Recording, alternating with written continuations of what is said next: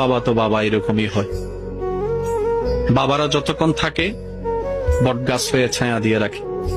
আজকে একটা কথা মনে রাখবেন, আবদার করে বলে যায় আপনাদেরকে, বাবা, বড় ভাই, স্বামী আল্লাহর দেওয়া এক একটা নিয়ামতময় অভিভাবক। স্বামী এটা যেমনই হোক, যদি ইনকাম কমও করে, কিন্তু সেই স্বামী যতদিন বেঁচে থাকে ওই স্বামীর স্ত্রীকে কেউ আঙ্গুল তুলে সহজে কথা বলতে পারে না। বাবার ইনকাম কম থাকলেও ওই বাবা যতদিন বেঁচে থাকে সন্তানদেরকে কেউ আঙ্গুল তুলে কথা বলতে পারে না।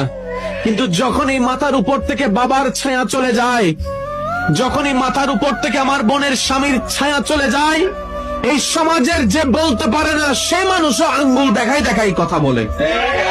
সেজন্য মনে রাখবেন, বাবারা